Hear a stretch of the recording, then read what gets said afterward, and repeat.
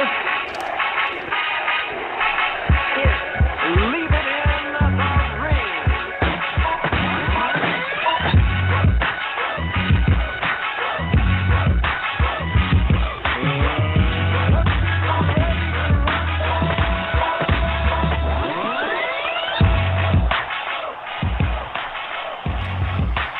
And welcome back to another edition of LIITR Radio. I'm your host, Dave Duenez, with my co-host, Amilcar. What's going on, fellas? How's everybody doing? I hope everybody's enjoying this heat wave that we're getting, especially if you're in California.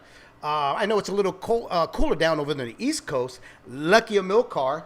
He's able to walk around halfway with his sweater. Us, out here, we're practically half naked. I'm literally sitting with just a T-shirt. You can't see below my waist, but I'm in my tantarans and all that because I got to stay fresh and cool while we're doing this podcast here on LIITR. Believe me, I got shorts on. What's going on, brother? How's everything going, man? Everything's good. Fall's definitely started over here in New York. You know, I was at the beach yesterday.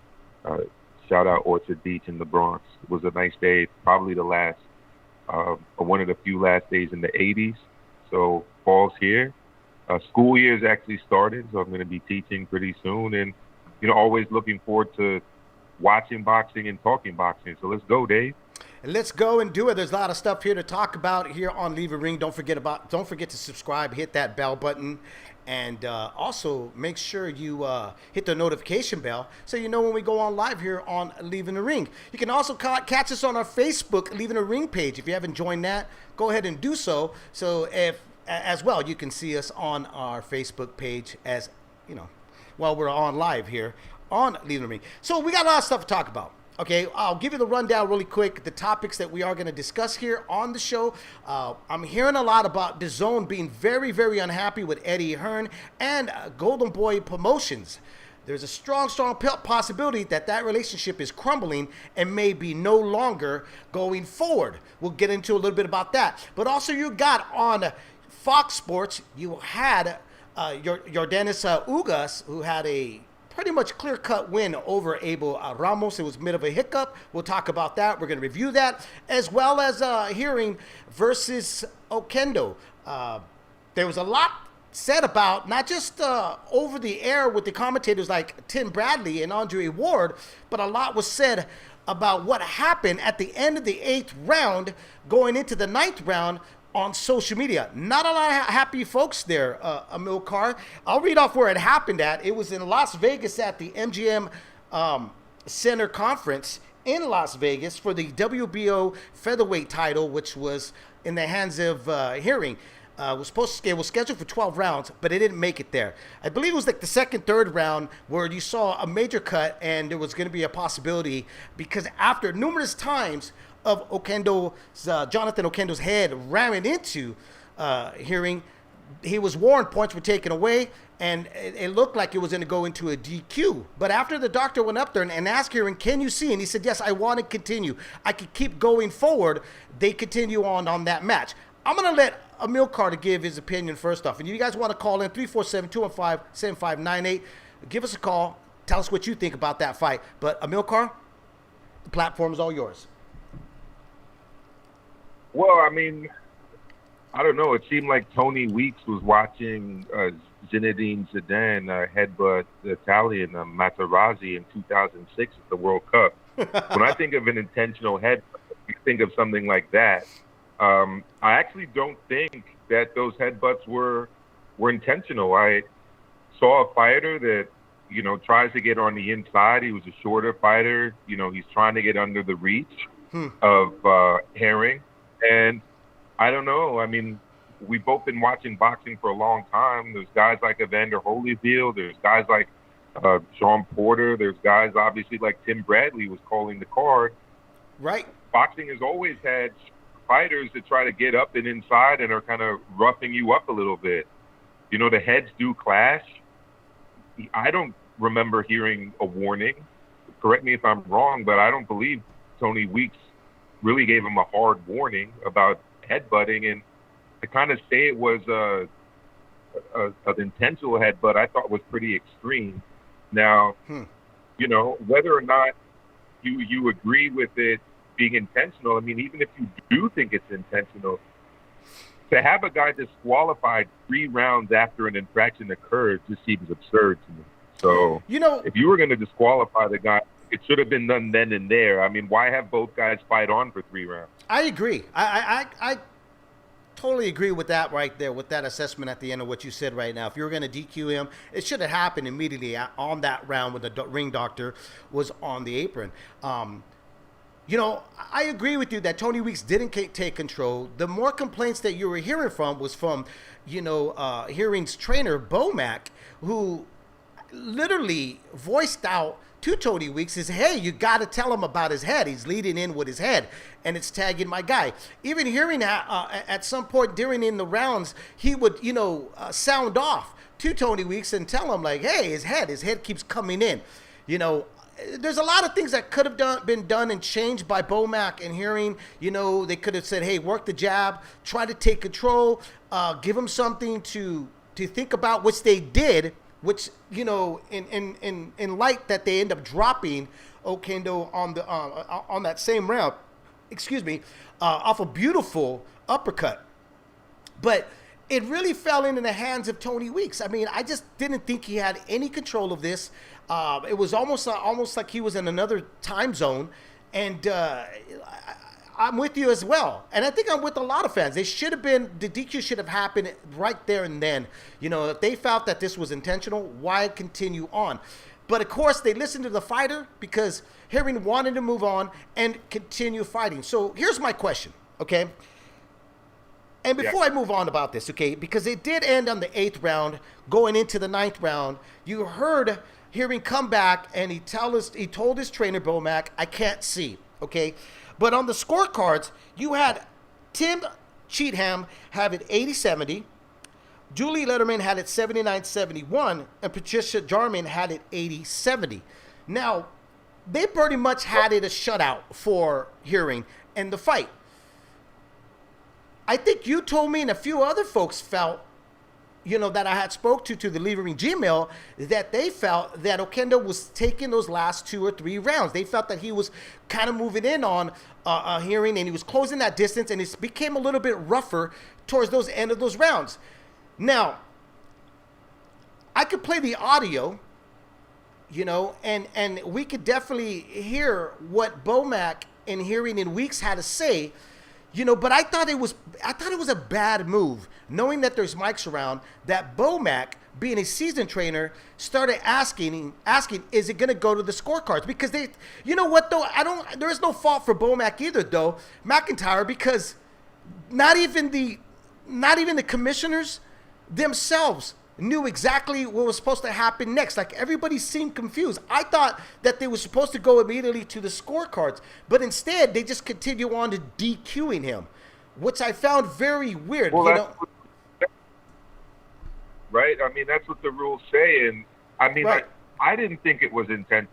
So I personally felt that Herring was winning the fight, but that he was kind of giving up, and not giving up, but giving up a lot of ground in the last two rounds, and he was really struggling to use his jab as effectively as he was earlier on. He was kind of seemed like he was getting a lot more bothered, not just by the cut, but by kind of the tough nature and rugged nature of the fight.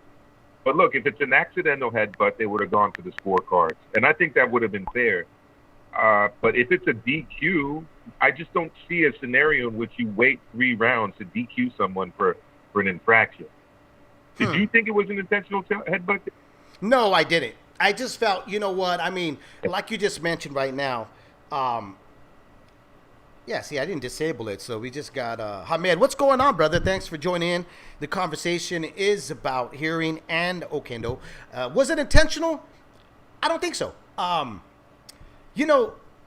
A fighter style is just, it is what it is. It's how he is. This is pretty much how he was fighting in fight camp, fighting against his sparring partners. This is something that you need to look ahead of how he fights and stuff. So, in fight camp, so for me, for me, Tony Weeks, this is where I go back again and say Tony Weeks kind of lost control of the fight because there was no hard warning to Oquendo to even make him think twice about it. It was really coming off of Team Hearring and the fighter himself by pointing out, and sounding off to the ref about the situation. But Tony kind of waited to the last minute when that was a bit too late, where you saw a big old gash in the eye of Hearring, which was a nasty gash as well. I mean, going into that 8th round, and like I said, a lot of folks were saying he was a quitter. Now we're hearing after the doctor, him visiting the hospital, and the doctor, he had a scratch retina, and he got a bunch of cuts around his eye. So, I mean, that's pretty telling there. You know what I mean? I mean, it's fighter safety first, but it left a lot of confusion. Again, it left a lot. There is no fault to Hearring at all. There is no fault. But I think the confusion came in when Bomac started having that conversation with Weeks, and Weeks was like, I can't tell you what to do. Do what you want. Like I said, I could throw up the audio. We could listen to that really quick, and you be the judge. I thought that was bad because, again, Tony Weeks dropped the ball. He should immediately, inform, Bomac, hey, it's either going to be a DQ or it goes to the scorecards. I mean, it shouldn't have. I've heard other refs go and tell the corner, hey, I'm stopping the fight. It's going to be on a DQ, and it's going to go to the scorecards.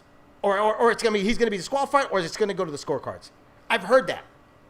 Well, there was that, and then the other thing I think is that, I mean, if you're watching the fight at home and you've watched a lot of boxing, typically what you see is the trainer or the cut man cleaning the cut, trying to stop the blood, and then the doctor, having a look and asking him if he can see with a flashlight or whatever. Or sometimes, they'll break up the action during a round, and the boxer will go, obviously, to the neutral corner, and the doctor will step up onto the ring apron and kind of clean the cut and look at it. Like, none of that happened. It was just he went to the corner, his cut was bleeding. No one tried to, clean it up or anything. No. And he said he couldn't see. I mean, I'm sure he couldn't, and it's not easy for fans at home to know, obviously, the injuries or the extent of them, right, from a TV set. But during that time, it didn't look good. The optics of it weren't good. Well, no pun intended. No, yeah, exactly. I mean, again, Hearring had to tell the doctor, you got a towel? Can somebody wipe off the blood from my eye so I could see? Again, look. And I think where a lot of folks started coming in on Hearring, like they started bagging on him pretty bad, is because of that conversation, which made it sound like he did quit. Again, it was the fighter myself, I believe, that was looking out for himself. We've seen fighters, turn around and say, hey, my eye's busted up, I can't see. Robert Guerrero is a perfect example. When he was telling his corner, I can't see, but he wanted to continue on. Whereas with Hearring, he was trying to inform his trainer, I can't see, but then there was a bunch of confusion that came in. Yeah. I mean, oftentimes fighters like Fury or Guerrero, if they think they need to continue fighting, will do so. In this case, the other aspect of it was Jamal Herring was up so big that it was in his interest to end the fight, especially as Oquendo was starting to get rough in there, or rougher, and closing the distance. Now to put, Hearring felt a big payday. Let me put it up again so folks could read along with me. Hearring felt a big payday versus Frampton, slipping away, cashed in his get out of jail free card 3 rounds later.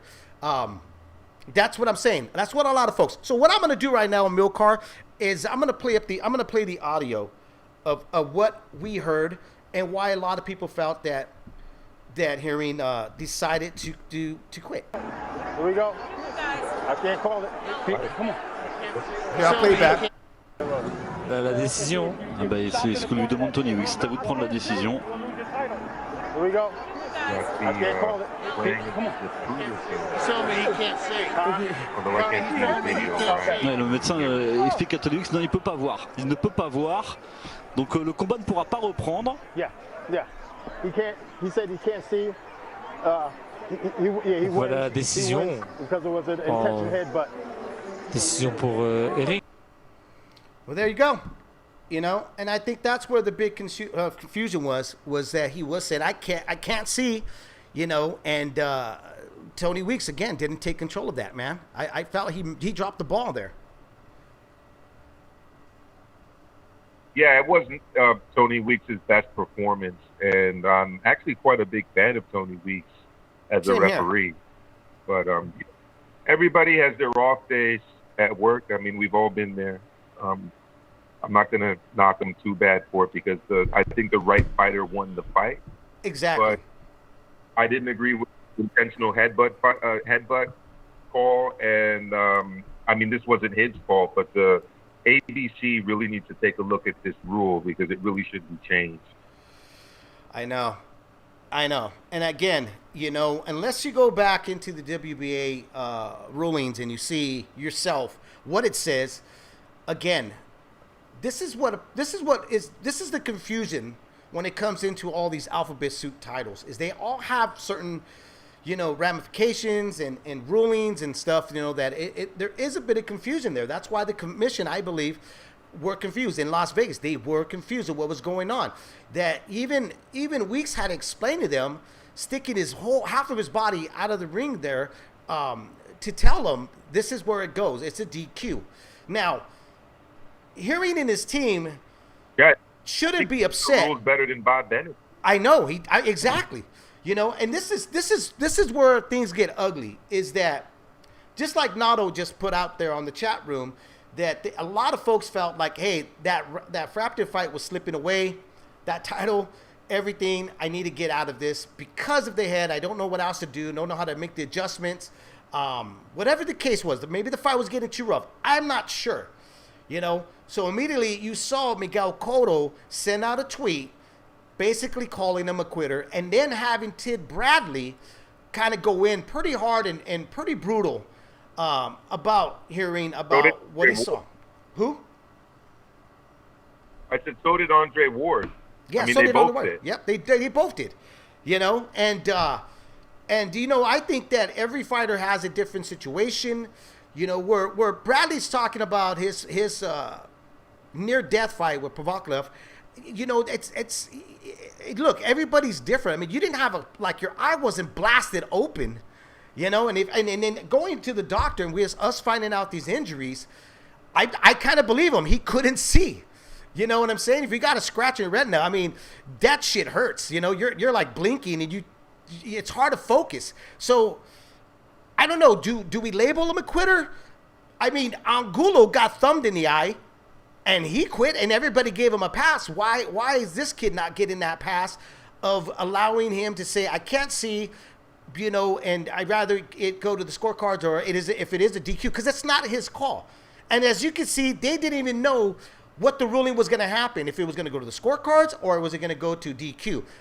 To me, it looked shitty because if it should have been a DQ when it happened, and it should have went to the scorecards, you know, after if they allowed it to continue on. It should have went to those scorecards. It shouldn't have went to a DQ. That to me was just, it didn't make any sense. That's the rule change that needs to happen. For me, the biggest deal was not whether he quit or not, but just the rules and how confusing they are. I mean, we kind of got to get past the quitting thing, I think, in boxing. I remember back when Vitali retired on his stool against Chris Bird. It was like a big deal. They're calling into question his heart and calling him a quitter. You know, was he supposed to fight on there and potentially end the rest of his career because fans think that he's weak and he's soft and he's a quitter? Yeah. I mean, Giannis went out at the game yesterday when the Bucks were playing Miami. I mean, how many times have we watched other sports where guys have to retire because, you know, you don't want to play on a bad hamstring or on a bad ankle or who knows? I mean, especially if you're cut. I mean, it could open up. It could get worse. Think about Tyson Fury. So, yeah, I don't really fault fighters in that respect, especially when there's a legit injury. But, you know, it is what it is. I mean, did you see the Fox Sports card, or are we going to discuss that later? We're going to discuss that next. I just want to add to what we're talking about here because I do see a lot of folks saying, bringing up mentions of other fighters that went through the fire of an injury. For instance, Vitaly Klitschko when he fought Lennox Lewis, how big of a gash over his eye. But guys, here's the thing. I go back again. Every injury is different. Every injury is different. For Herring to go and say, I can't see, it was legitimate, coming back from the doctors. And let me point this out, because some people are going to think like, oh, you're probably a Herring fan. I'm not. I actually did not think the fight was very good. I'm not a big fan of Herring. I'm not one of those guys that are going to run to see him. The only reason I was interested in this fight, because it was, 3 times the charm with the guy because of the COVID-19, and I was like, let's get past this fight already, because this was not a fight really that I was looking forward to. Didn't really care about the fight. I'm actually more interested seeing him get in there with Frampton, who Frampton to me is kind of off to the better days of his career. But, again, not a huge fan of his style. I kind of find him a bit boring. But to kind of label him a quitter, or to say, oh, but Vitaly Klitschko did this, or so-and-so did this, and they went through it. Every injury is different. Every injury is different. So when I hear back that this kid had a scratched retina, dude, that's completely different. Again, it's a different injury. So you're going to get a different reaction. Your body's going to react to it completely different. So if he's, in there and he knows his own body, and he's like, I can't do this. If you're going to give other fighters a pass, then you have to give all of them a pass, especially when it's their body. It's their life. They need that, right? I mean, I can't argue with you if you guys sit there and you say, hey, dude, he was looking to bail out because he's looking at the money with Frampton, Carl Frampton. I couldn't argue with that because we don't know. But at the same time, I'm like, every injury is different. We all react to them different. We can't expect everybody to react the way Vitaly Klitschko did against Lennox Lewis. Different injury. Yes, what is it on the eye? Yes, with his eye all cut up and everything. But at the same time, Klitschko was able to proceed on because he said, I could see. Where Herring, it was a different situation. That's my last piece about it. But and my last piece is, do we really want to see Jamal Herring, whether you're a fan of his or not, 10 years from now, having the kind of eyesight that Lamont Brewster has out of one of his eyes? I mean, right. We shouldn't expect that these guys maim themselves permanently in the ring. For what?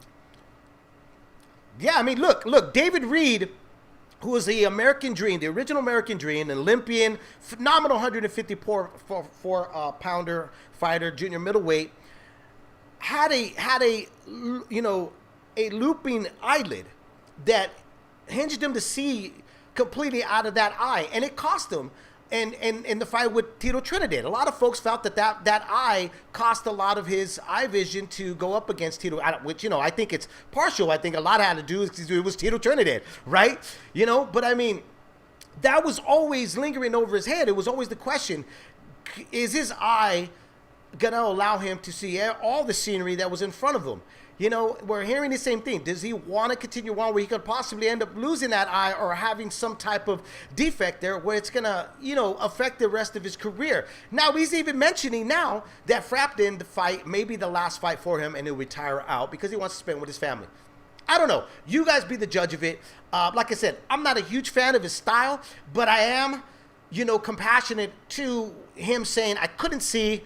And this is the reason why I decided to not continue on and go forth into the 9th round. Yeah. Again, you guys want to call in 347-215-7598. Tell me what you guys think about Herring's decision not to continue on to the 9th round. Was Okendo doing the head butt intentionally? But right now, we're going to roll into, on the same Sunday card there, we had man, Sunday was pretty good. I mean, they weren't like phenomenal fights, but there were at least good fights there that happened that kept me pretty busy. I don't know about you, Makar, kept me pretty busy. I was watching everything. But we had on for the vacant regular welterweight title at the Microsoft Theater in LA, Los Angeles, you had Yordis Ugas versus Abel Ramos. Scorecard was 117-11 for Ramos, which was really, really weird. Again, I think the judge on that part there had the COVID mask over his eyes, not over his mouth. But then it was 115, 113, straight across for the two other judges. Let me ask you, man, Ugas impressed or typical Ugas performance? I would classify it as a B-level Ugas performance. I think that he would have turned up more if it was, a Sean Porter in front of him. He did what he had to do. I thought he dominated the fight. I thought that scorecard was ridiculous. He should have won by unanimous decision. Personally, I would have liked to see him get the knockout and kind of make a big statement. Right. Because, there are a lot of fighters at 147, and if he wants to get a high-profile fight against a Sean Porter again, or against an Errol Spence, or against a Manny Pacquiao, or anyone else that's in his stable, or even people that aren't in his stable, he really, I believe, needed kind of a star-making performance. Something spectacular needed to happen yesterday. As a boxing fan, I thought he did great, but I felt he definitely could have done more had he perhaps been more motivated for this fight. What about you? I thought it was an Ugas performance, just like you. I think he fights, he rises to the occasion on whatever opponent's in front of him. Sanchez, I'm sorry, I'm over here looking at something else. Abel Ramos, look, he just didn't let his hands go. What he had in front of him was a much bigger welterweight. I thought I was watching a lightweight against a welterweight. How big Ugas was against Abel Ramos, man, it was evident. He looked massive. The jab, Ugas' jab is really good. It's hard to get past that, The thing is that Ramos needed to dig deep and kind of go for it. Throw whatever he had in his plan and just go in for the mix, go for broke. But he never did that, He did catch a beautiful left hook on Ugas coming in on the 12th and final round. Last, seconds on there. Right, at the end of the fight. But you know what? And that was because Ugas got a bit aggressive, thinking that I'm going to give it the last 10 seconds of the round and see what I could do. But he got clipped. He got caught, got hurt, stumbled, head first towards Ramos. But you know what? Ramos should have been doing that a lot earlier. He should have took that risk.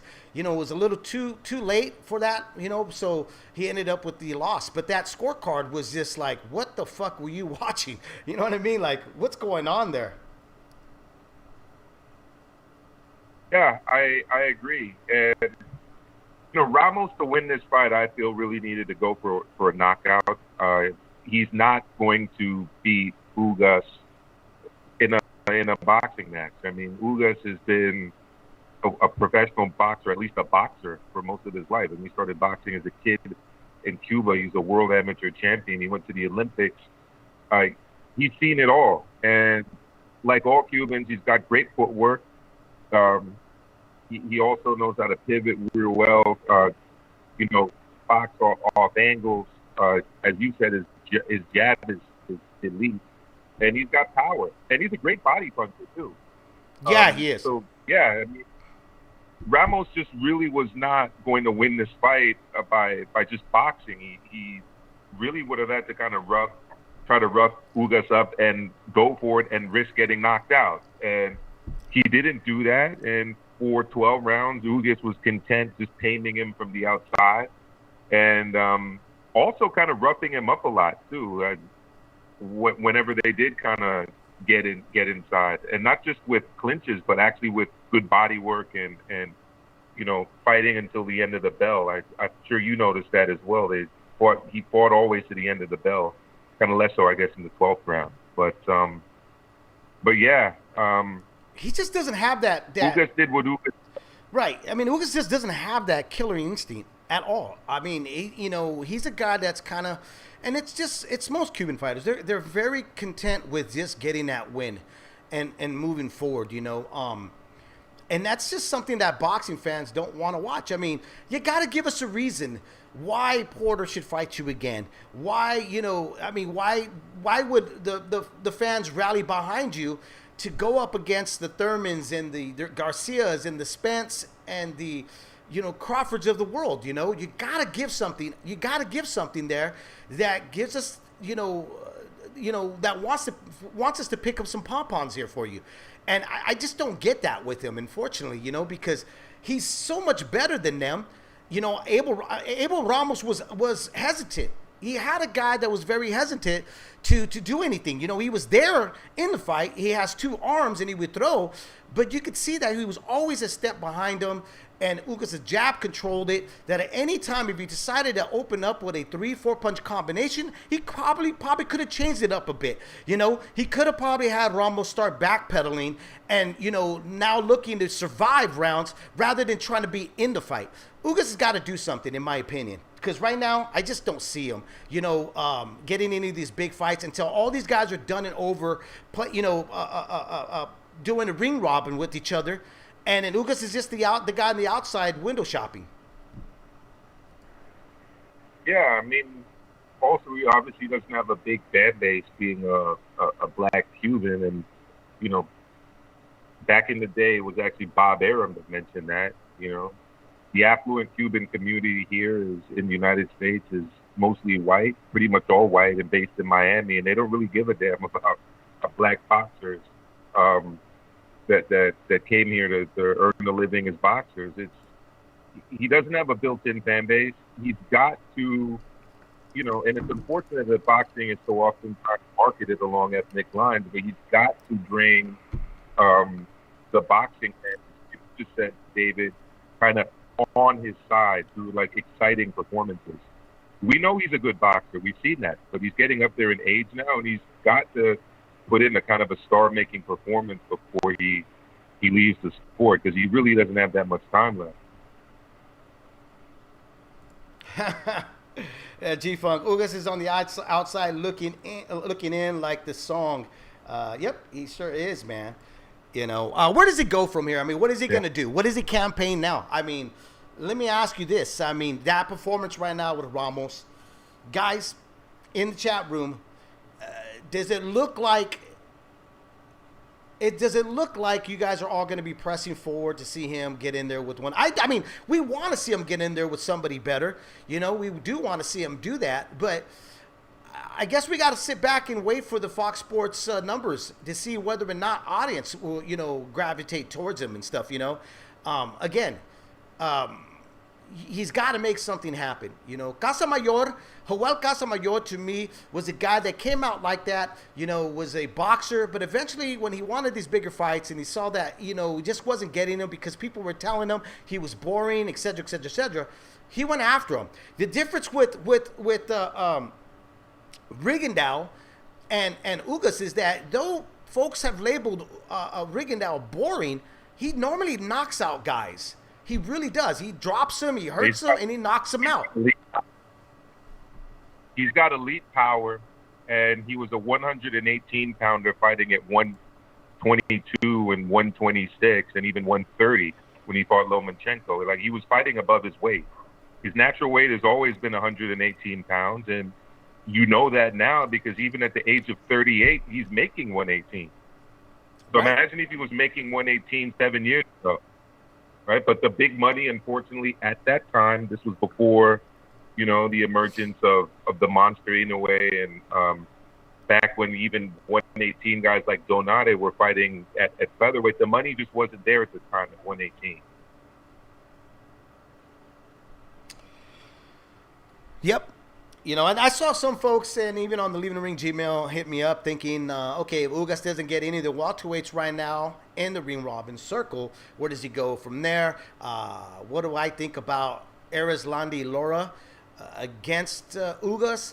I don't know. I don't think Lara cares for that. His eye is on for the winners that are happening later on this month. So, Ugas right now is really kind of being put on hold by PBC because he's going to be one of those guys they hold in the back pocket because he is that good, So, Al Heyman and PBC are obviously giving him the exposure for us to know who he is, while he's allowing the other welterweights, and some of them in all reality, they're on their way out because they've been in the game for so long that Ugas can replace them and be part of that, ring robin of these guys where they're going to finally fight Ugas. But right now, to me, it's pretty much just a sitting waiting game for Ugas. And I understand why Abel Ramos was in there, is to keep him busy and to keep reminding us that he's still there and possibly still one of the best welterweights out there, one of the most dangerous ones.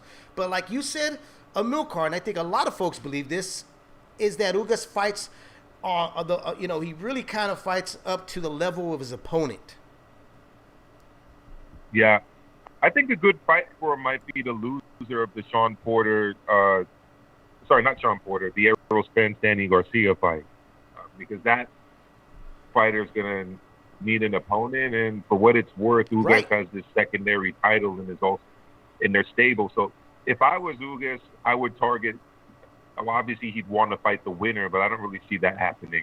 I'd target the loser of that fight and kind of jump up the ranking within kind of the PBC welterweight universe.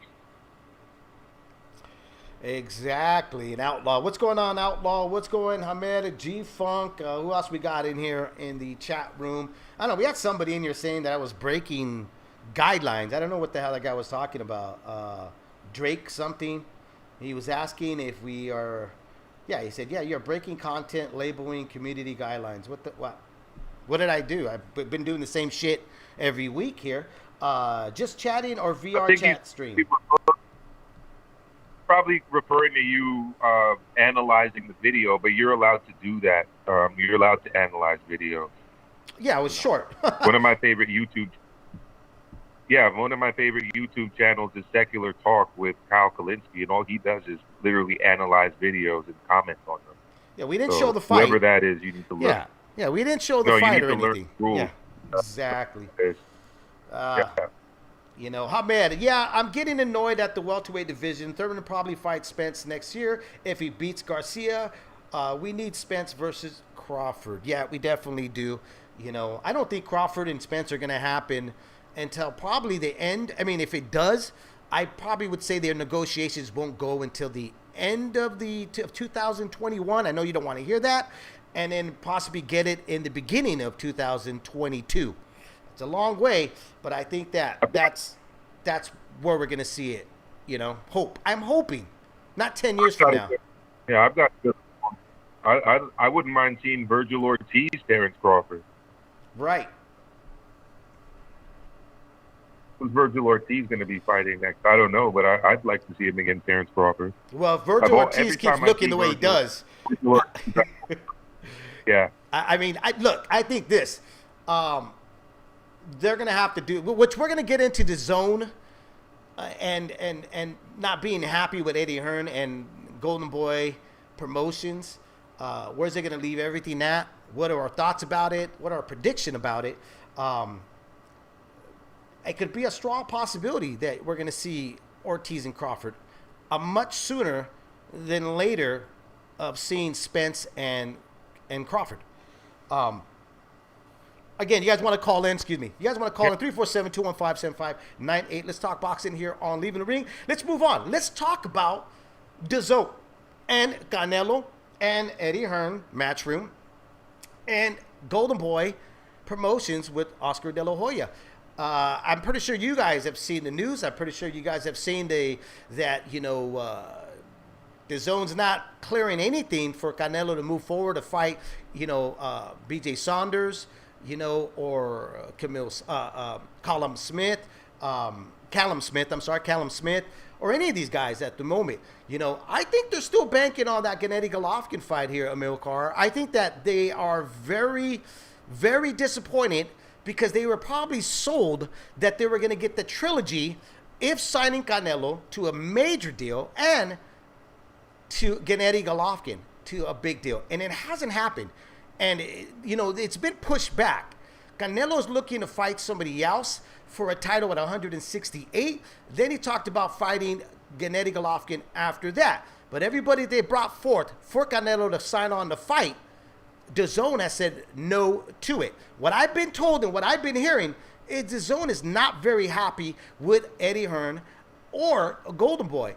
Preferably because the reason, like I've been saying here on the show for the past month, is that Eddie Hearn started acting like a frat boy and started, actually started acting like a brat, daddy's little boy, by showing all the money in the bag. He let all the tricks out of the bag. And why would he do that? It left the zone very vulnerable and left the zone at a position where now they either got to put up or shut up. I don't think the Zone Network liked that very much. My prediction here, guys, is that I don't think we're going to see a DAZN USA next year. I think they want to get out of the USA business, and they're probably going to get out of the Eddie Hearn business for a little bit, and just move on and stay where they're at the moment. Amilcar, what are your thoughts, bro? What do you think about this whole situation between the Zone, Golden Boy, and Eddie Hearn? Well, I never really thought initially that it made a whole lot of sense to enter boxing in the U.S. market with a promoter from England. I mean, Eddie Hearn is a great promoter. I consider him the best in the business. I mean, I actually like hearing him speak. He's entertaining. He's funny. And I think he does a really good job in the U.K. The problem is he didn't have a stable of fighters in the U.S. And the strategy of overpaying people for fights to bring people to the zone clearly didn't work, because what ended up happening when they paid, Danny? Shoot, my mind. Yes, thank you. My mind went blank for a second. By paying Danny so much money to fight Canelo, they really skewed the market, and now every fighter thought that they would be able to demand that to move over to the zone. So as a business strategy, that just didn't work. I know they wanted to disrupt the market and kind of outpay their competitors. It failed. I think the real thing that they should have done initially was sign. If they wanted to go with De La Hoya and Hearn, that's fine. But what they should have done was encourage cross-promotional fights. Bring over the guys from Matchroom UK and have them fight Golden Boy fighters, and take the fighters from Golden Boy here in the United States and match them up in England with guys from Matchroom UK. And if you end up signing anyone along the way because you're doing such a great job with your promotion and with your television shows, I mean, that would have worked. But, the market disruption that they attempted failed miserably. It failed. You know what? And like I said, I've been rooting for DAZN.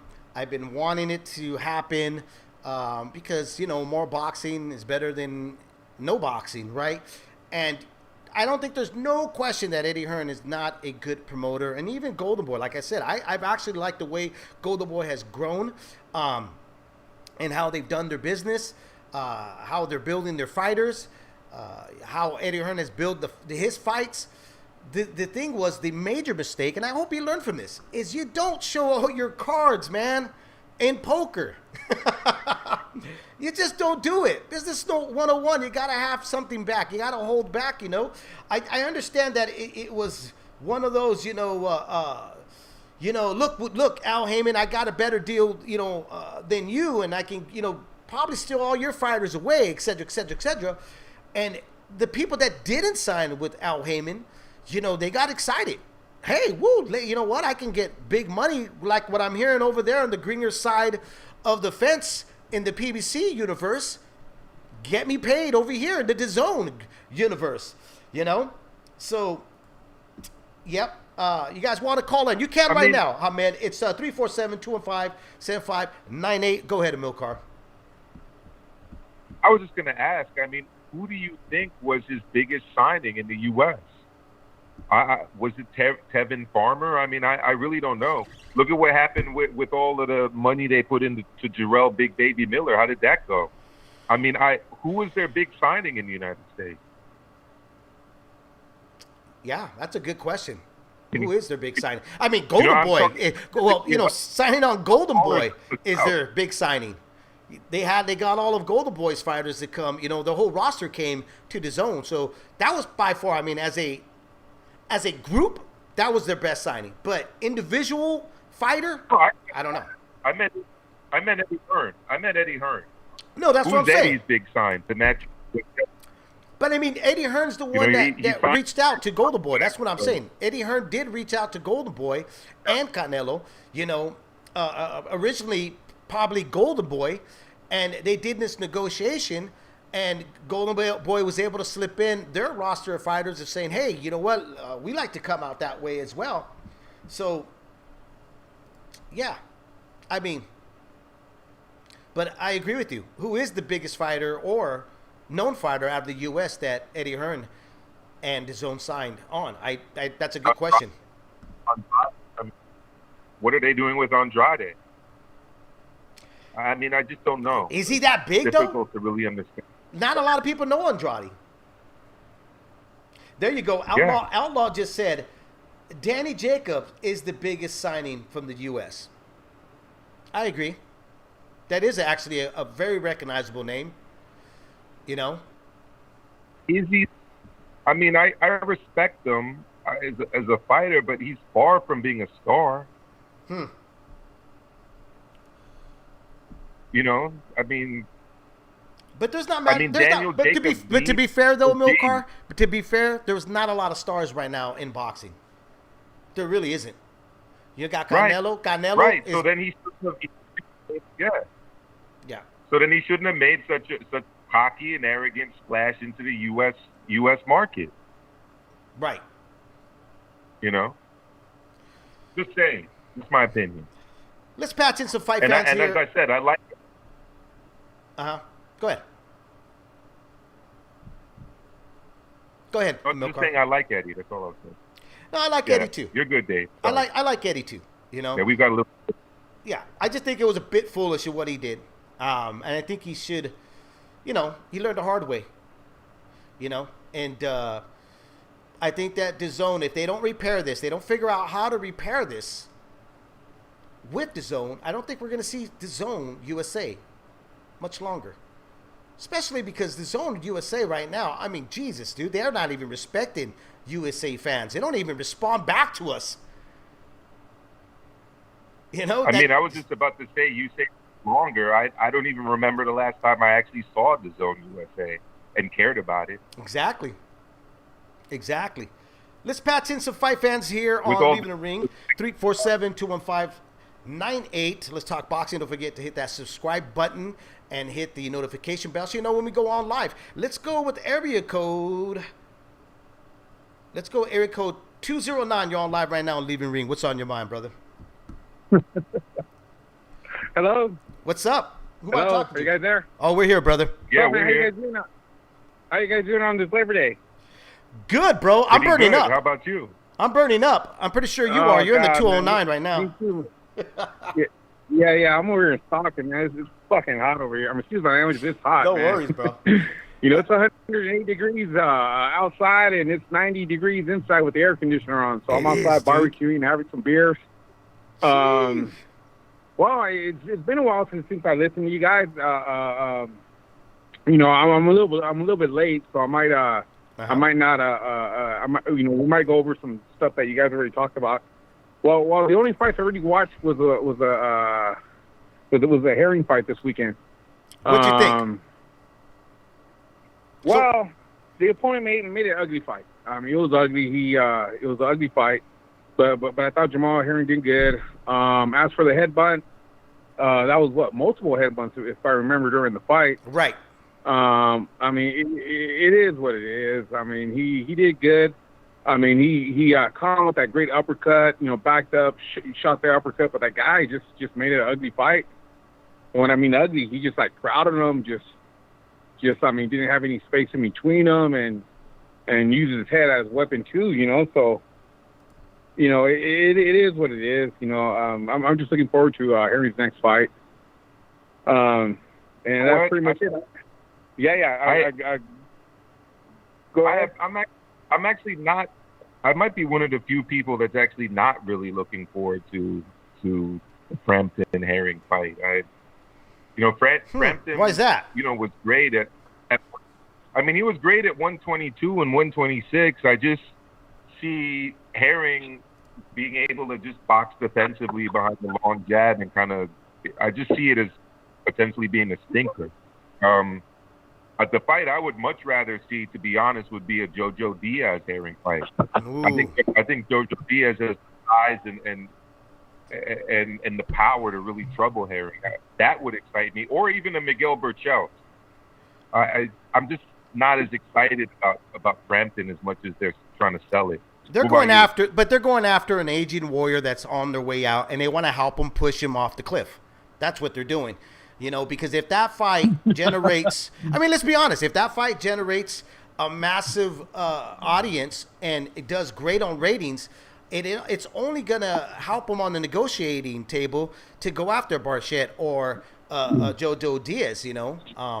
I think that's their thinking, and they rightfully so. They should think that way. That would be an awesome business move. It's funny that you guys bring up Burchett. Isn't he supposed to be fighting Oscar Valdez next? Oh man. Yeah, the last opponent. Was that's what I'm looking forward to right there. yeah, I'm looking forward to that one. And you know what the reason I say Herring and I look forward to a lot of the top ranked cards is because I'm paying for this app that I want to really utilize. So I want all these fights to be on the app. You and me both. I really want to get my money's worth. Speaking about that, I know this might be old news, but DAZN and Golden Boy. The main reason why I signed up for DAZN was, one, check it out, and number two, because of Danny Roman. Now, Danny Roman fought Oscar Valdez. He's no longer on there. But the reason why I kept it was because of the Golden Boy roster was on DAZN. Right. I'm really not into the Eddie Hearn roster, especially the ones from the run overseas. I want to see the American fighters. I'm not trying to be mean or anything like that. That's just my preference. Racist. No. I'm kidding, brother. Yeah. Just I want to see the American fighters, right? And then, but now that DAZN and Golden Boy, I don't really know what's going on. What have you guys heard? Well, first of all, if they close up shop, I'm going to be super pissed because Dave and me, we both paid $100 for DAZN, and we did it to watch the Dillian White Povetkin fight. And honestly, if it wasn't for the UK right now, I'd literally have no reason to watch DAZN. Right. Well, I also too paid $100, but I paid it for the Virgil Ortiz Jr. fight. Mm-hmm. And in return, I also get the Dillian White and Povetkin, which I did watch. I didn't watch the entire card, but I just watched that one fight. So needless to say, we all bought into this. We're, for whatever reason, not or another, I just want to see it utilized. I want to see fights every weekend like it was pre-pandemic. Pre-pandemic, man, they had a good thing going. They did. I was a proud subscriber. I was like, every other weekend, boom, fights were on. Here's the thing. But look, now the game changed. And like Top Rank and PBC and them, and look, they're all in trouble. Let's be honest. All of them are in trouble right now because there's no gate. Okay? They're not getting any gate money. So a lot of the money that normally would be put into the pot for these fighters, it's not there. So they got to be, you're seeing promoters and networks starting to be creative. DAZN and them never decided to get creative. They just went on a complete shutdown. They basically laid everybody off and said, well, until we figure something out, until somebody figures something out outside of the company, then we'll come back. And it really, to me, they did it to themselves. And for me, hearing right now that DAZN is not happy with Hearn and especially with Eddie Hearn, it's because they gave him the check. He was supposed to be the front guy. He was supposed to be Dana White to UFC. That's what he was supposed to be, and he didn't do it. He didn't become creative. He didn't come up with great ideas. He didn't move forward. So it left us what a blank, a blank statement, which is what is happening with DAZN. I mean, right now, like I said, I think that Dazn's going to fall out of the USA business and just continue on in the UK, and rightfully so. I think that their experience right now with Eddie Hearn, it hasn't been good, and it's not very well. Not rightfully so. I just paid $100 last month. I feel you. No, I feel you. I feel you, man. Not rightfully so. I want my money's worth. Exactly. No, I agree with you. I want my money's worth too.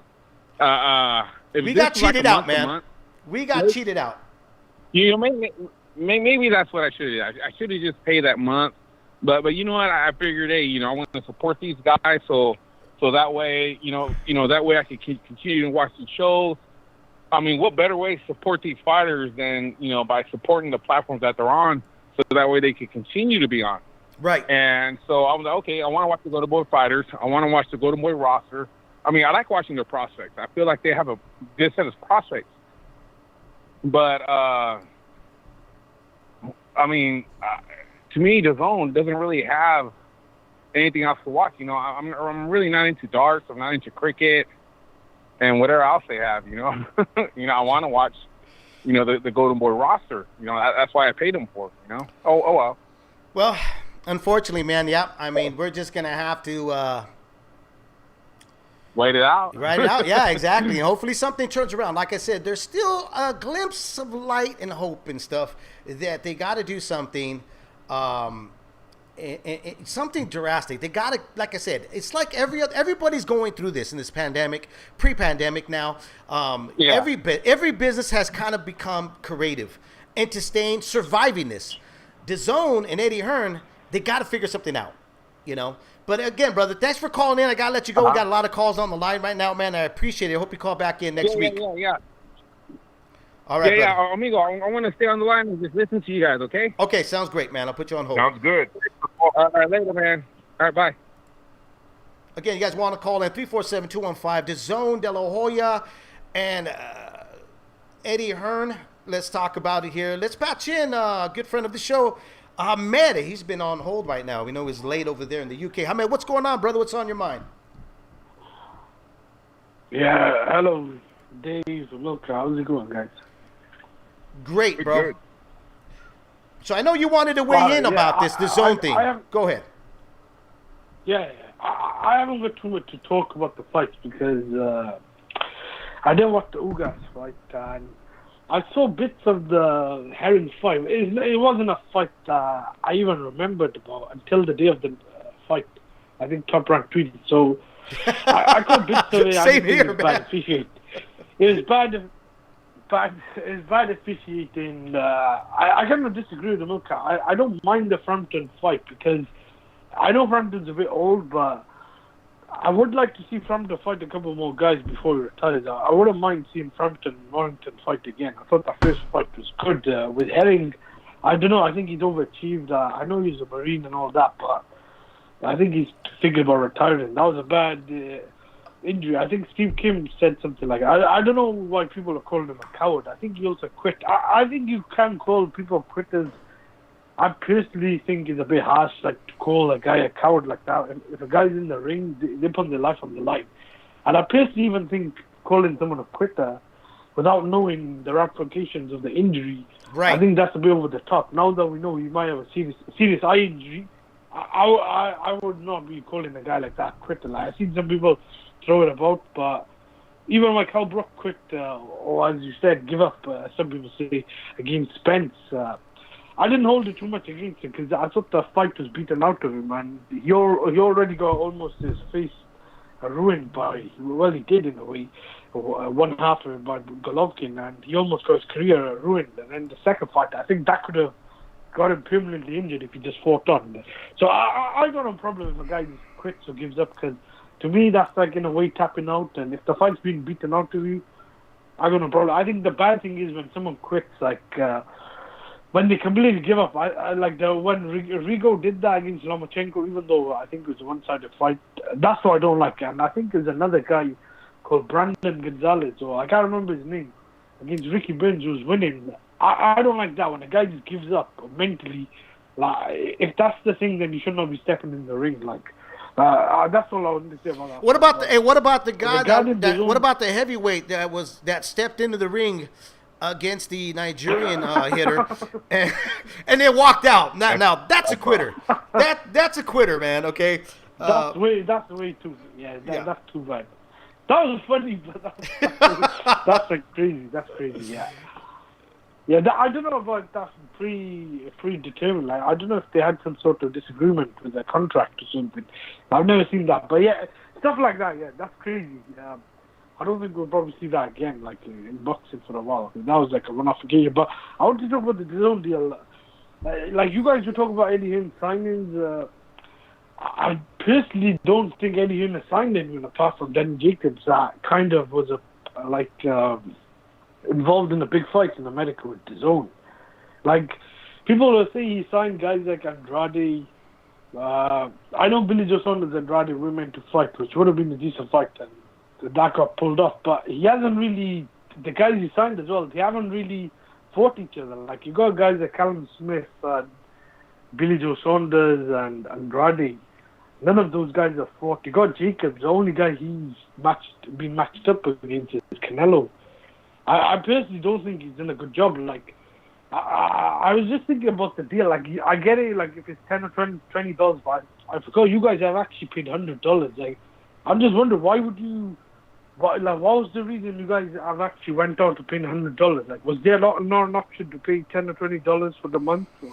Well, what happened, Hamed, is paying $10 a month, and then COVID hit. At least in my case, I canceled, and then when I tried to re-up, they started charging $20 a month, and I was like, "Fuck that! I'm not paying $20 a month. I'll pay the $100." What about you, Dave? No, that was the same thing. That was the same reason. You pay $20 for just 1 month. No, they weren't given that option you anymore. guys pay $20 just for the 1 month? Yeah. Oh, I'm sorry. Yeah. You can. That's the best stuff. It's not worth $20 a month. That's the problem. Right. I mean, $20 a month. $20 a year. I'm not paying that. No. I'm saying. Just say if you wanted to just watch the Dillian Whyte fight, would you not be able to just pay $20 for 1 month and then cancel it? Because I would have personally done that. That was an option. Yeah, I was thinking that we'd be seeing more fights down the line. Right. All right. Yeah. You know? Yeah, because that's a scam. Like, that's like a scam. If they're not showing fights. Yeah. The thing is this, though. Eddie Hearn does deserve blame. Look, I don't really like the guy because if you're in Britain, a lot of boxing hardcore fans don't like it because the deal he's got with Sky Sports, he's kind of ruined British boxing in a way.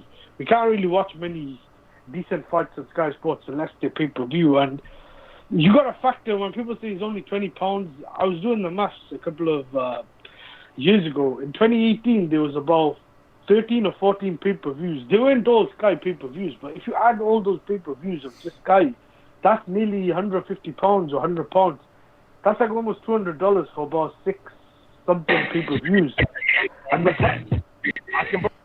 I mean, look, I'll tell you how bad it's got the zone. I just logged into their website and Ak and Barak show came up. You don't believe Yeah, I know who he's talking about. No, I'm serious. That's what came up. Yeah, I know. And I don't really see much in the way of fights on the horizon. You know, it's a whole lot of Ak and Barak and old fights from the Golden Boy catalog. Am I getting my money's worth? Right now, I'm not. Nah, not for $100. I wouldn't even say for $20 a month. For $100, if you're paying $100 a year, you expect good quality fights. I personally think I like the concept of the idea. I'd rather pay for something like DAZN and Sky Sports, but paying $100 and you're not getting fights, I went think off it's of kind listen. of going to turn into a rip-off. I went off into believing that the schedule was going to get better, you know. I mean, because the fact that they haven't rolled out a schedule, which a lot of the promoters didn't do yet, you know. They didn't really, except for the exception of PBC and Showtime. They rolled out a huge schedule, right? But everybody else has kind of kept everything in the dark. Even with, like, Top Rank, you know, they're still, you know, it's monthly based what they're showing us, okay? I was hoping that DAZN was going to come out with a big bang and say, because, you know, you've seen that back and forth of Luke Campbell and Ryan Garcia, you know, and the taunting of who Canelo's going to face next. So I thought, okay, what they're going to do is they've gotten everything in line, and then they're going to throw a big schedule after that Povetkin White fight. I thought for sure, okay, this was a good start of what they were showing, and that's why I bought into it, because I held off. I was doing the $10, just like Outlaw, who still was grandfather in at the $10. But what happens is, when I canceled my subscription, Hamid, they kept charging me. And I wasn't having a good, I couldn't get across and all that. So I just finally caved in, and I mentioned that on the when I did cave in. I said I caved in. I just paid the $100 to get it done and over with. So that we can move forward. Now, we got suckered, because now we're hearing what is going on with DAZN not being happy with Eddie Hearn and Golden Boy because of what they haven't yet delivered. Yeah. Well, check this, I need you guys. guys. Second, Hamid, check this. I'm on DAZN's website right now. All right, today's Monday. You log into their schedule. Monday says there are currently no events in our schedule on this day. Fast forward to Tuesday. We've got it looks like cricket and the Akin Barak show. We go to Wednesday. Some retrospect on MMA and more Akin Barak. Thursday, all they have scheduled, Akin Barak. Friday, Akin Barak, Bellator featuring Machida. What is he, like 45 now? And more cricket. Saturday, Breakus and McCaskill. They're going to show it again, and more Bellator. Sunday, there are currently no events in our schedule on this day. That's what DAZN is giving us right now. Yeah. The thing is, that's funny. There was Box Nation we had in the UK a couple of years ago. I think it launched in 2012, but from 2013 to about 2018, 17, it cost like about 10 or 12 pounds a month. And we used to get all the fights. We used to get all the Mayweather fights, Pacquiao fights, no pay-per-view cost, and it was worth it. But after a while, they weren't showing fights; they just showing repeats. And a lot of people, I believe, the last time I had the last fight we saw was Kovalev and Aldia Alvarez, the rematch. That was early 2019. A lot of people canceled their subscription, I think, midway 2018 to early 2019, because they stopped showing fights. They were just, I think, losing out on fights. They weren't really showing anything. And after a while, people were wondering, like, is it really worth? Because even though it's about £12 a month, that's almost, I believe, over £100 a year if you have it for the 12 months. People start cancelling it. With this DAZN deal, I think that's not a good look. If you're charging guys like deals of $100 a year, and like if you're not offering them the other deals, then it's not a good look, because at first they started off at $10 a month. They were saying it's going to end pay-per-view model. I don't believe that. Eddie Hearn and Golden Boy, I don't believe they really believe that was going to happen. They spoke out of terms. Listen, they're talking about doing pay-per-view. Right. They spoke out of terms. That's what they did. Everything how they started off, how they walked into the room, was they spoke out of terms. They spoke about things that they didn't even have anything prepared to do. They wrote out a plan without even having a plan. And that's the biggest mistake that they did. Hamid, we got to get going, brother. Thanks for the call. I got to get to everybody else. Can I just say something? Yeah. Can I just say before I go? I was just going to say before I drop off, and sorry for taking up too much time. No worries. You guys were talking about the schedule, but last year they had the World Boxing Super Series for the light welterweight division, and they had it for the, I believe it was it bantamweight or super bantamweight? Bantamweight, right. Yeah, the new one. You got to look at the fact that those type of fights won't be around this year or next year. You got to look at the fights they got lined up. If Canelo don't fight Golovkin, I don't think there's many big fights out there, because look, Canelo's already fought Jacobs and Kovalev. Golovkin, they talk about fighting is the mandatory doesn't matter. I can't think of many big fights. The only thing I think that could move the needle is if Joshua fights Fury. But what I've heard is that might be some sort of co-promotion joint pay-per-view, like between DAZN and ESPN. Right. But even that fight's a long way off. I don't think there's much of a schedule on DAZN coming up.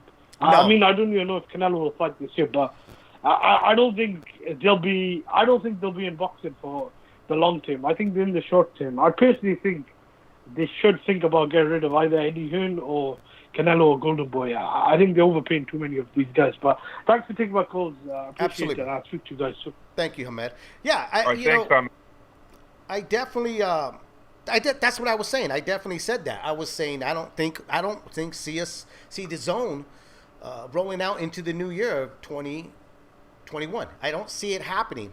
I think they're very disappointed, very upset with Eddie Hearn, and again, I think this is a standoff here, Amilcar, and to our listeners and everybody in the chat room. I'm going to get to Fernando right now here on Leaving the Ring. But this is, to me, is a standoff between DAZN drawing the line and saying, hey, listen, Eddie, baby, you promised us the trilogy of Canelo and Gennady Golovkin. You told us this is the fight. This would draw a large amount of subscribers. We've done everything else from the YouTubers. We've done this, we've done that, blah, blah, blah, et cetera, et cetera, et cetera. What's going on? Okay? But nobody anticipated, though, the pandemic and the gate. Okay? That is something that's out the door. That's why Canelo's opponents can't get the money that Danny Jacobs got. Because they got to find it somewhere. You know, that means they got to either cut into Canelo's purse or cut into Eddie and Golden Boy. They got to give something up, which DAZN's not going to do because they rolled out the paycheck. I mean, the check, right? That's why I keep saying they got to get creative. They got to figure something out. Top Rank, Lomachenko, and Lopez figured it out. We're getting that fight. It's not going to wait, another year or two. They're going to fight, right? There was a picture thrown out by Top Rank of both men signing. Was it done easier because both guys were on the same promotional group? Yes. But Gennady Golovkin and Canelo, among all the other middleweights and super middleweights, are under that DAZN banner as well. This is something that they have to figure out, okay? And DAZN as a network is being a network. They're not HBO. Remember, HBO was acting like a promoter later down the line. They behaved like a promoter. Then they saw the future. They said, we're out of here. Goodbye. Because they didn't need boxing fans. They were doing boxing fans a favor, if you remember that. Okay? They were subscription-based. People were tuning in more to watch the subscription shows that were being hosted by them. DAZN needed something else. And what was promised by Eddie Hearn was he was going to bring the world of boxing to them.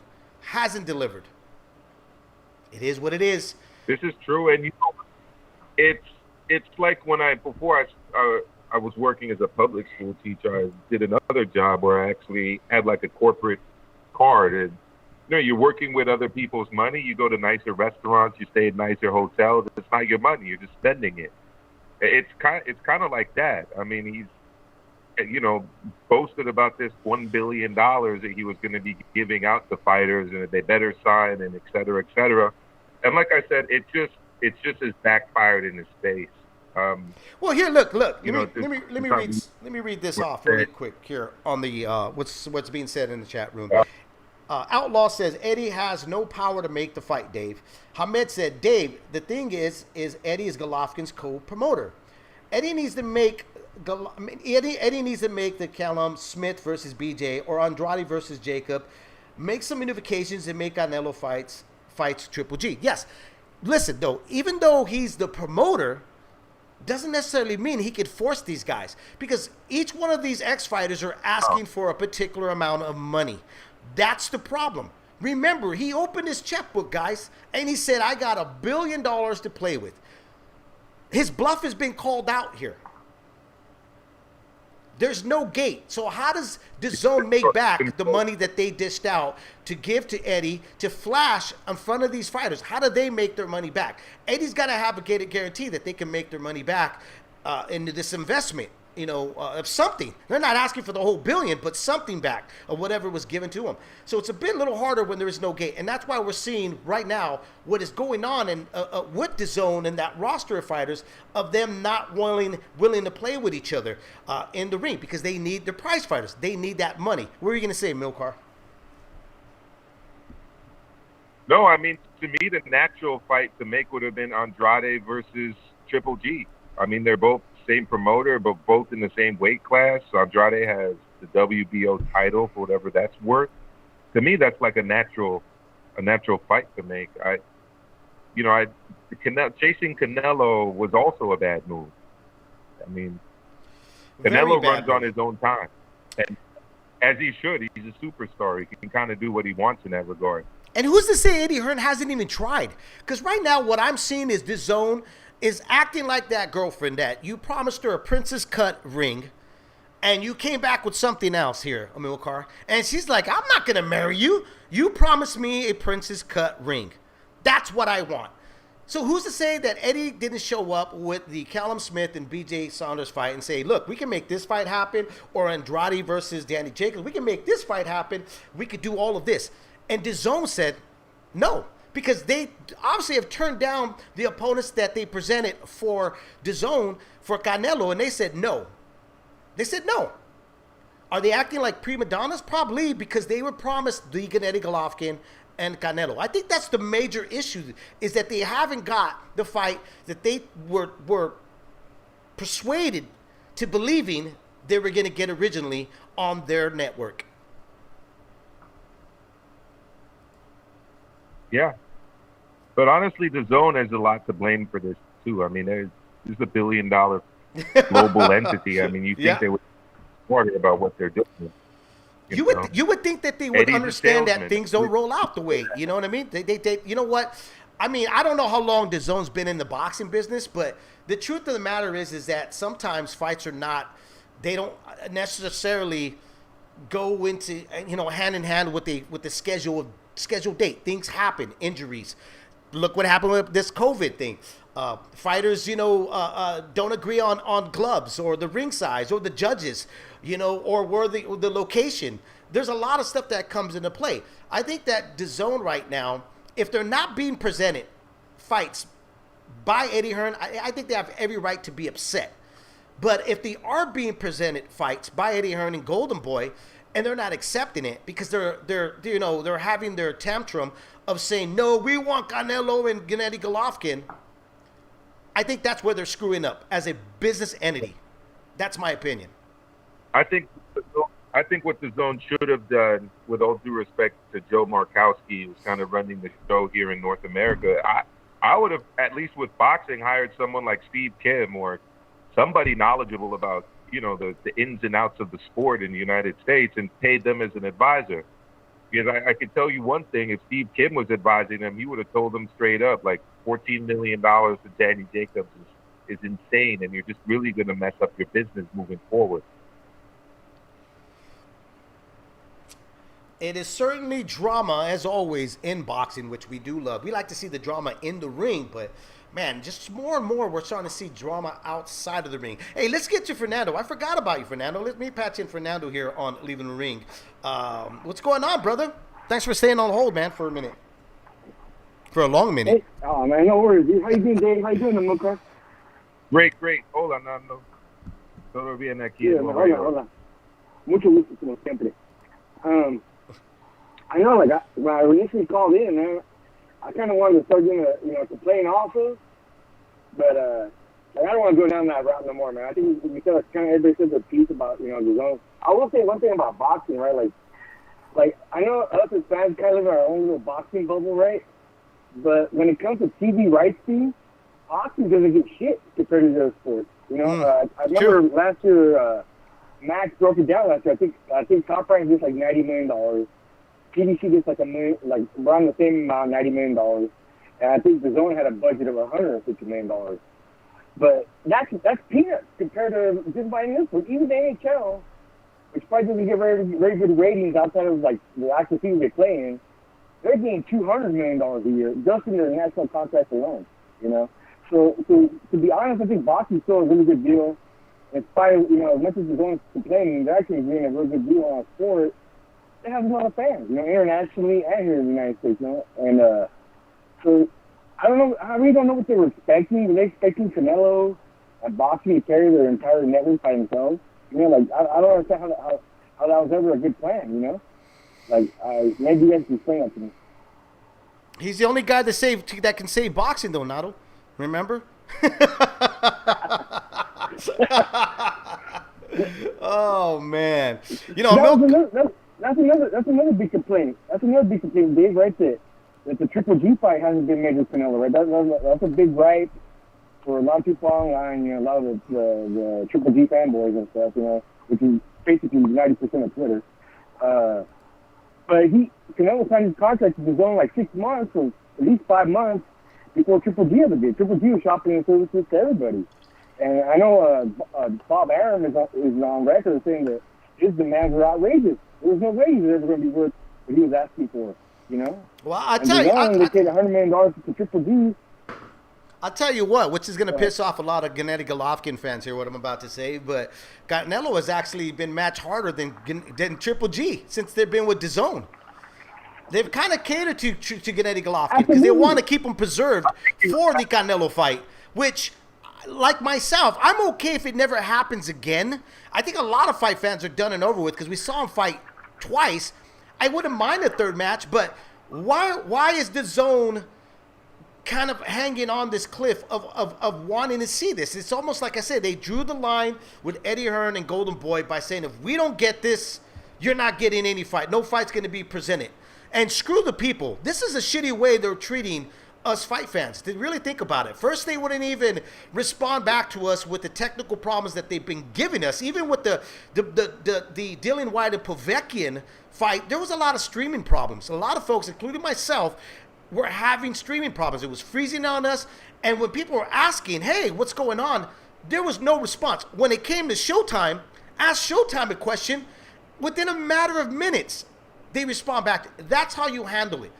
I've got a really bad taste with DAZN, and I don't know. David, I obviously think Canelo's been matched harder. I mean, his two opponents were Steve Rolls and Devin Chico. But I actually also think Canelo was matched harder prior to the DAZN deal. I mean, you look through the names on Canelo's resume versus the names on Triple G's resume. I mean, it's a KO win for Canelo. Right. I forgot about Dermanchenko. I take that back. I mean, that was a tough match, but it wasn't a match that he wanted, remember?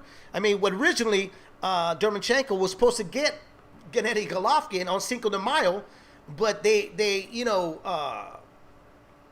Tom Lawfer and them. Right. He decided to go after Martirosyan. So, yeah. Yeah, and that was on HBO, I believe. It was his last fight on HBO. But, you know, what has he had? He has had Rocky Fielding, which was a gimme. But then he's had Daniel Jacobs in a move up to 175 to fight Kovalev. You know, I'm sorry, but Steve Rolls, no one even heard of that guy before that fight. What about the next guy he's supposed to fight? Is there a meta? I've never heard of that guy. He's a third-ranked Polish fighter in the world. Third-ranked Polish fighter in Poland, not the world. You know what I mean? Like, that's crazy. It's insane. Yeah. I'm very much over the Triple G Canelo fight. I wasn't even really for it in the beginning, so the fact that it's taken so long to do it, you know. I think that was. Do you know what DAZN needs to do is listen to the fans. Canelo? What was that? What was that, Fernando? What did DAZN expect out of Canelo? What did DAZN expect out of Canelo to fight Triple G 4, 5, 6 times? I mean, like they're complaining about Calvin Smith and Billy Joe Saunders is not worthy opponents. I'm guessing well, fight I mean, Triple G 3 more times. To be fair, I mean, hey, but to be fair, Canelo and Gennady Golovkin is the only fighters that can save the world of boxing. Sure. Right? Can I say something positive about boxing, just like kind of as a palate cleanser? How excited are you guys about that October 17th Teofimo Lopez against Lomachenko card, man? Now they're putting Salcedo on it. They're gonna have Bubble Boy Clay Collard on it, and I think they're gonna have a Berlanga on it now too, man. That's gonna be one hell of a fucking card. Personally, you know, I'll obviously watch it, but am I excited for it? I'm not really excited for it. I mean, but I'm the guy that stays home on Saturday to watch Jamal Herring. You know. True. Well, I respect your opinion on Milcar, but let me tell you something, man. Like, Yeah. the only fight I've ever been to in Las Vegas was the Perez Castillo fight, right? Like, I circled that on my calendar months ahead of time. I got my rings, I got my tickets. I knew that was going to be a great fight. And to be honest, if this fight was available to us, like, we could go to it, I would find my way to this fight, too, man. This fight... You're talking about I mean, the Collard fight, Nando? No, he's on the undercard. I'm talking about Lomachenko versus Lopez. Collar's going to be on the undercard. I'm sorry. I wasn't paying attention. I'm super excited for that. I was talking about the Clay Collard fight. My mistake. My mind was another place. Yeah, I'm very excited for the fight. I'm sorry about that, everybody. I'm very excited about that fight. That's the fight I'm most looking forward to. Right. Well, that's that what I'm saying, because that card is being loaded up by Top Rank. Yeah. Well. Yeah, sorry. I heard. Yeah. I'm sorry. No worries. They're going to have Salcido fighting on that card. They're going to have Berlanga fighting on that card. And they're going to have Collins fighting on that card. Yeah, he's a fun watch, man. You know, like, basically, October 17th is going to be, like, hopefully they won't pay some casuals, like Dave was talking about earlier, man. Top Rank needs to get their ratings up, man. And I think that's a good way to do it right there, man. That card, man, is going to be, you know, something special, man. Like, something we haven't seen since HBO was in its prime, you know? That's how excited I'm for that card, man. Mm-hmm. Yeah, I agree. There you go. Absolutely. You know, but the only thing with the Collard fight is that I saw that it said that it's not going to be televised. Like it's you know, it just in case. It's kind of a fill-in televised fight. So if they get behind, then that fight will be televised, depending. So yeah, let's hope. I don't see it as being listed as his next fight on BoxRec. I don't know. Well, I think Keith Kim announced it today on Twitter. Yeah. But, all right, Nado. But thanks for us as fans. I'm like, thank you. Yeah, thank you for picking my phone. I appreciate it. All right, brother. Thanks for calling in. Yeah, of course, man. No, thank you. Fight fans, you want to call in, certainly can. 347-215-7598. Well, we're still on the air right here on Leave It in the Ring. Ahmed asked a question. Any of you guys ordering the Charlo pay-per-view card? I am.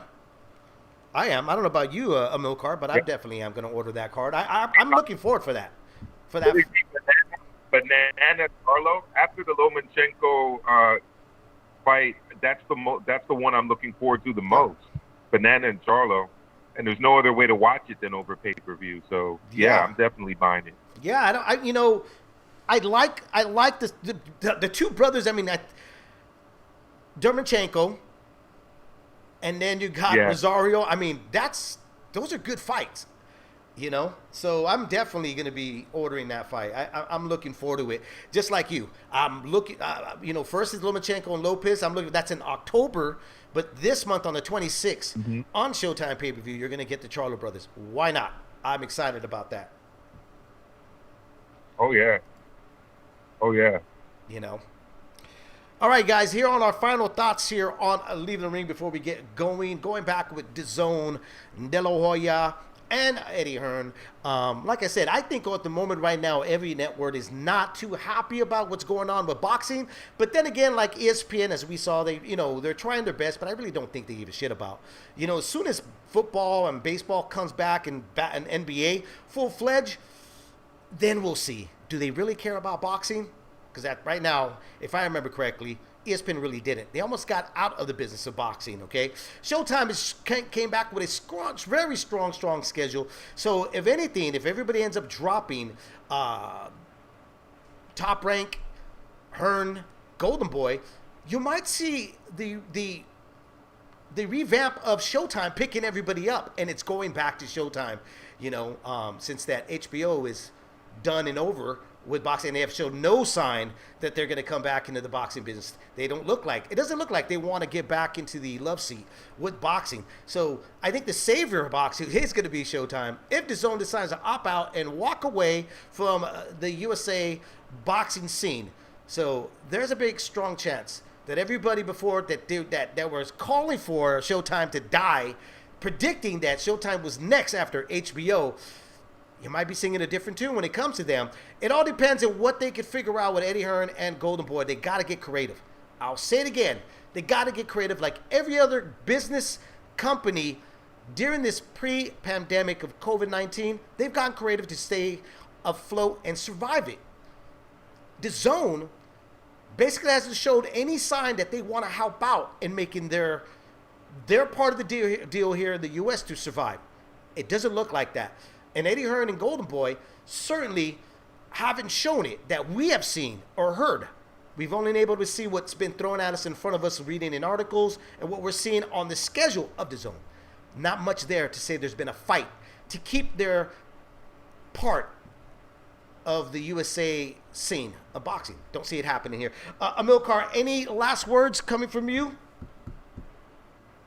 Yeah, absolutely. That day when we were having technical issues, I wanted to just briefly say, well, not that, I want to briefly say now how impressed I was with Kostya Tszyu, Tim Tszyu, who apparently no longer likes to be referenced with his father, but I was just very impressed by the young man.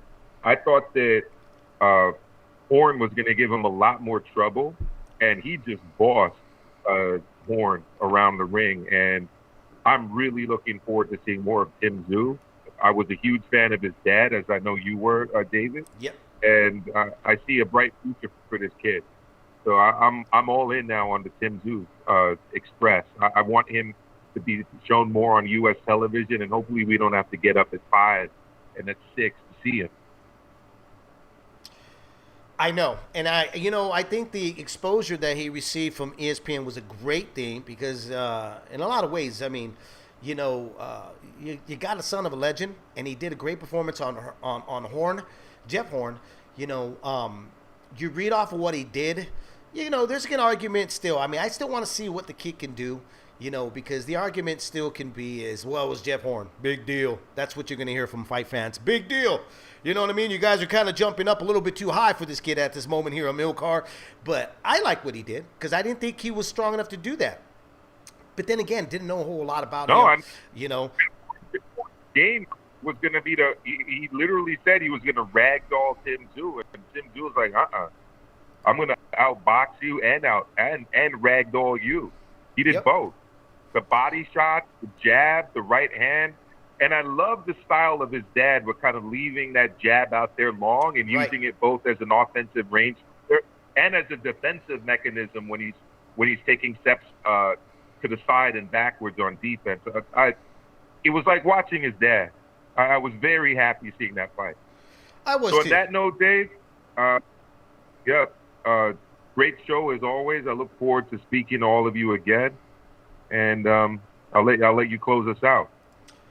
Well, again, guys, we got a lot still to talk about coming up in these weeks here in September. A lot of matches, so definitely tune in for Monday, as always, at 5 p.m. Pacific time, 8 p.m. Eastern time here on Leave It Ring. You can catch us on our Facebook page on Leave It Ring. We are live on there, as well as here on YouTube, on our chat room. Please join us. If you want to call in, like always, on Monday, it's 347-215-798. Don't forget to subscribe. Please, guys, hit that like button so that we're on that rotation and it shows up on other boxing fans that are looking for content and looking for a place to have a voice and call in and talk some boxing here with us on Leaving the Ring. As always, enjoy your weekend. Don't drink or drive because you will spill your beer. You guys, take care.